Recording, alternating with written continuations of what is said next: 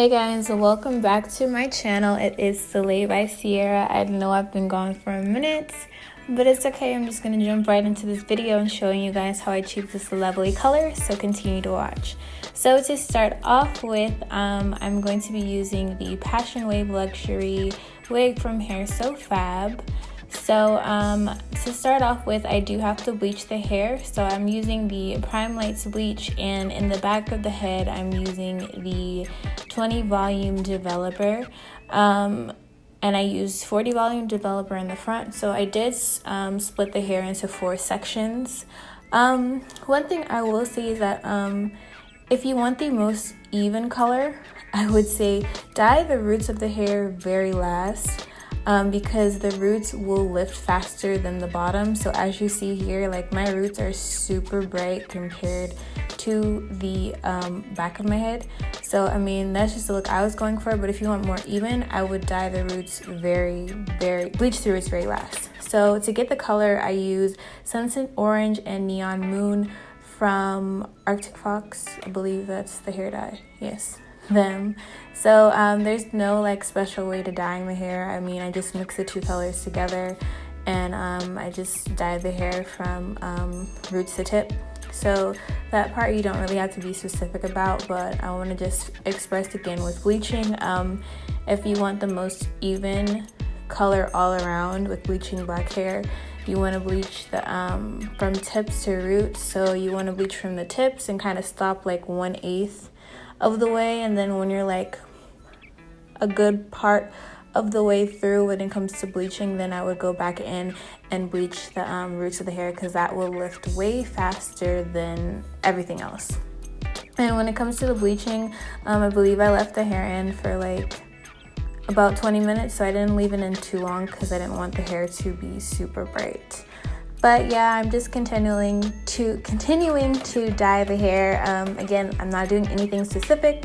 Just dyeing from roots to tips, and then at the top of the head, I do work in smaller sections because I really want to make sure that the, of course, what's shown the most is thoroughly dyed.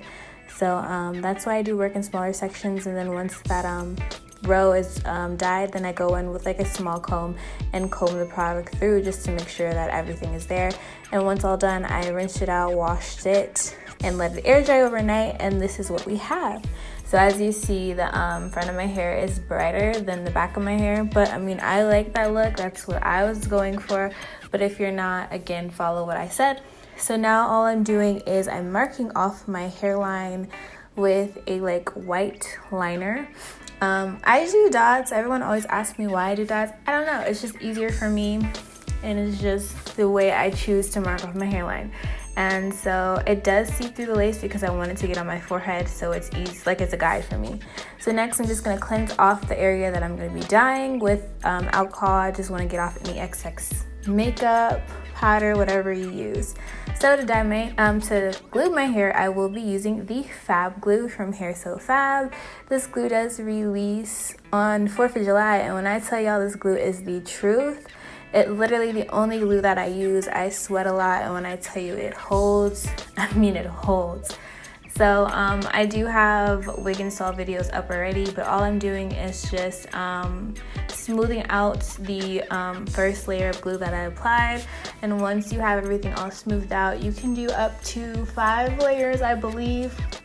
I only do 2, sometimes 3, and with only doing 2 layers, it still holds like super well. So I can only imagine how good of a hold I would have if I used like 5 layers of this glue. I haven't tried it.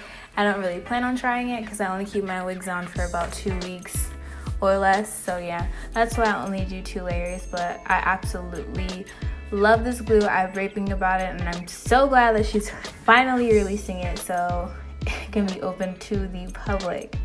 Okay, so once I have my glue all clear, now it's time to lay the wig down. So as you see, I'm just kind of following the guidelines that I had placed already, and then I'm just like pushing the lace into my scalp.